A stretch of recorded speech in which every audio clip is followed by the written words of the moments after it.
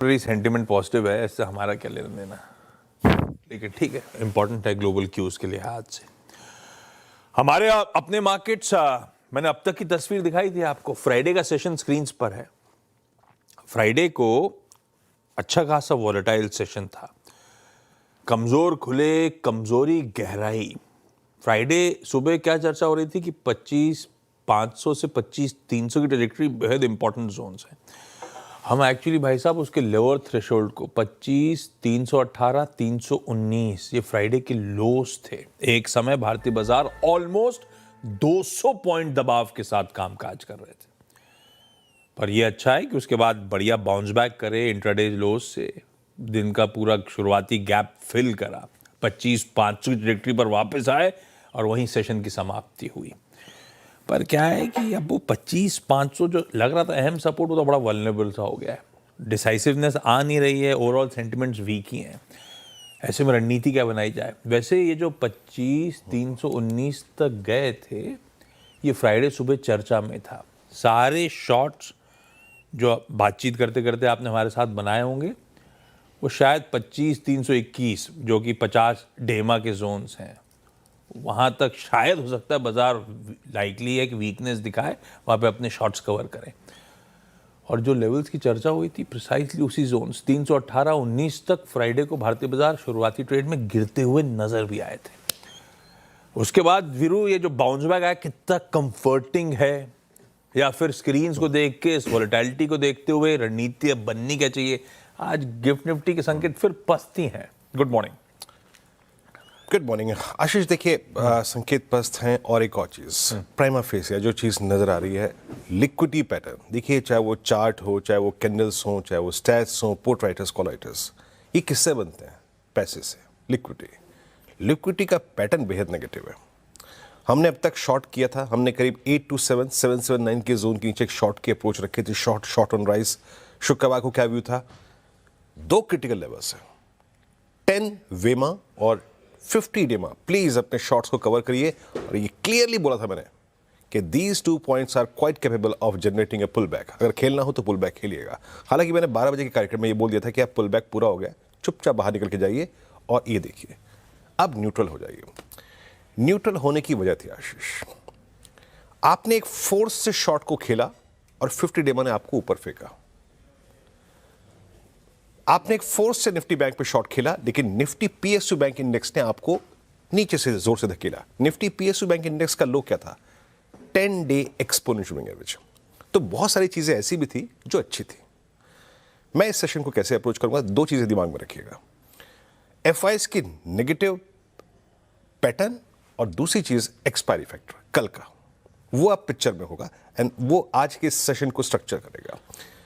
Cash में FIS के I think भारतीय वाली डील है, तो मैं इसको बहुत तवज्जो नहीं दूंगा। बाकी 66-75 करोड़ रुपए की डीआईएस की बाइंग है। But look at index Ashish, FIIs ने इंडेक्स में 2721 करोड़ की सेलिंग करी, 14,000 contract short, 1 lakh put long, और stock futures hammered by 1503 crore short, 25,000 contract short. और अगर आप उनके नेट शॉर्ट के डायग्राम को देखें आशीष, वो क्या स्लिप हुआ है, और 1,52,000, मतलब गिन के कुल मिला के 10 दिन और ट्रेडिंग सेशन मेरे ख्याल से 7-8 हुए होंगे, आप 92,000 नेट शॉर्ट से कैपिटलाइज होके 60,000 कॉन्ट्रैक्ट जोड़ चुके हैं और आप आ चुके हैं 1,52,000 कॉर्ड पे। तो वो मैंने जो पहली बात कही ना, पैटर्न ऑफ लिक्विडिटी पैटर्न वो नेगेटिव है। अब लेके आइए आज की प्लेसमेंट। आज हमें किससे सरोकार है? हमें आज सरोकार है सबसे बड़े कॉल राइटर्स है, जिसका जिक्र मैंने शुक्रवार को भी किया था, 25,600, 700, 800, जहां पे करीब 1 करोड़ कॉल खड़ी है। एक्सपायरी फैक्टर, एक फैक्टर और है बताऊंगा। और नीचे जिस हमें पुट से सरोकार है वो है 25,400, 300, 200।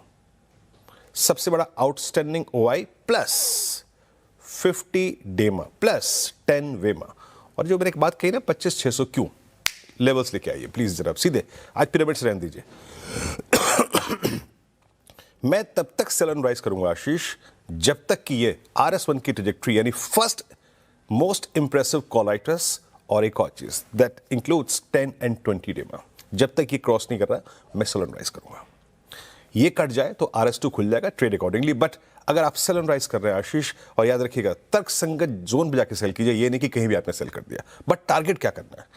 आज का टारगेट कल के बेस के वनस्पत थोड़ा सा ऊपर है, पूछिए क्यों?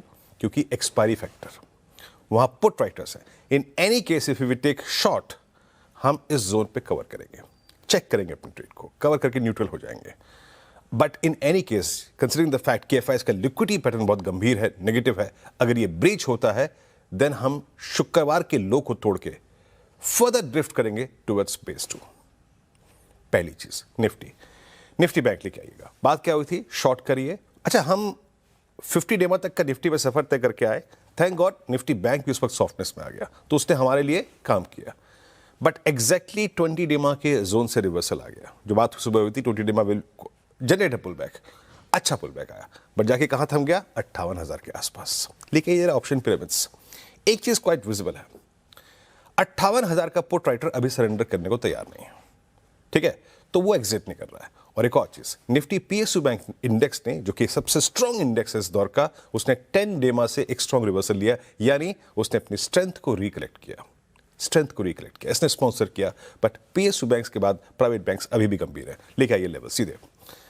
आज निफ्टी बैंक में चैनल थोड़ी छोटी है, हम बेस 1 के आसपास एक डिप की गुंजाइश तलाशेंगे. बेस 1, फिर कह रहा हूं बेस 1 के आसपास, और उस ट्रेड को हम लाके RS1 के आसपास छोड़ देंगे.